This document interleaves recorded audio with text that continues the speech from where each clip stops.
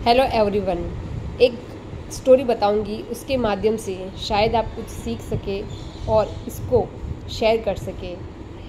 एक बार एक विवाह की बात चल रही थी। लड़का और लड़की आपस में मिलने के लिए अकेले में बात करने के लिए बैठे और लड़के ने बिना समय गंवाए पहल कर दी कि मेरा परिवार मेरे लिए सब कुछ है, उन्होंने मेरे लिए बहुत कुछ किया है।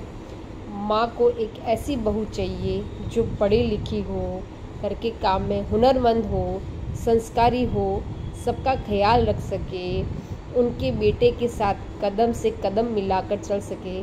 परिवार पुराने ख्यालात का तो नहीं है, पर वे ज़रूर चाहते हैं कि ऐसा कोई आए जो उनके रीति रिवाज परंपरा को आगे बढ़ा सके और उसको निभा के चल सके। परिवार की महिलाएं समझदार है तो बाकी भी उस चीज़ को समझ सके। भगवान की कृपा से मेरे पास और मेरे परिवार के पास सब कुछ है, भगवान का दिया हुआ। बस लड़की को घर छोड़कर रखने वाली ही चाहिए। मेरी कोई विशेष पसंद तो नहीं है, ये लड़के ने ऐसा बोला। और बोला बस मुझे समझने वाली चाहिए, थोड़ा बहुत देश समाज की भी जानकारी रखती हो, समय के साथ अपडेट हो, हाँ लंबे बाल हो और साड़ी वाली लड़कियां ज़्यादा अच्छी लगती है। आप कोई इच्छा रखती है अपने हमसफ़र के लिए? तब लड़की की बारी थी। लड़की काफ़ी देर मौन रही, शांत रही, फिर उसने भी अपनी बात रखी।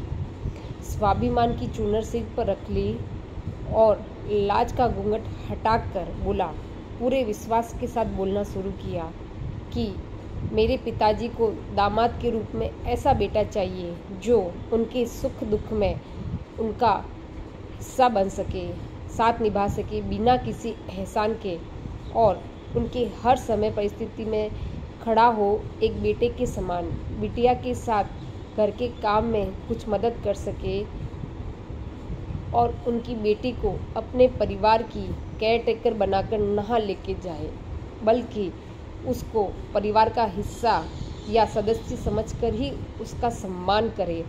जीवन साथी से बहुत उम्मीद तो नहीं है, ऐसा लड़की ने बोला। घर ऐसा कोई भी हो कि पत्नी परिवार को सम्मान दिला पाए। पठानी सूट में बिना मूंछ के आदमी मुझे ज़्यादा अच्छा लगता है, और ऐसा इंसान हो जो अपने माँ और वाइफ के बीच एक पुल सेट कर सके, एक बैलेंस बना सके।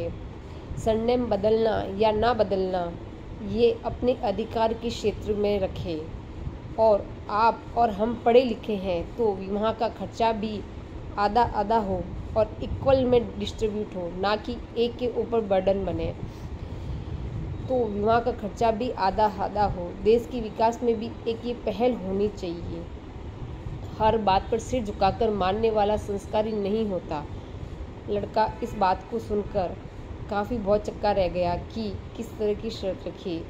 तो बस यही बात है कि जब आप लड़का देखने जाते हैं या लड़की देखने जाते हैं तो अपनी शर्तें ना रखिए, बल्कि एक दूसरे को समझकर, परिवार जब एक साथ जुड़ते हैं तो वो परिवार एक हो जाते हैं। तो एक दूसरे की भावनाओं को, चाहे लड़की की भावना हो, उसकी भी कदर करें। उसके माता पिता भी उतने ही पूजनीय और सम्मानीय हैं जितने एक लड़के के माता पिता हैं, क्योंकि लड़की के माता पिता तो अपनी बेटी को दे रहे हैं आपके घर को संवारने के लिए। तो उसकी वैल्यू, उसका सम्मान करें और इस तरह की चीज़ें थोपने की बजाय जिम्मेदारी लेने की चाह रखें। इस बात को समझकर ज़रूर आगे शेयर करें। राधे राधे।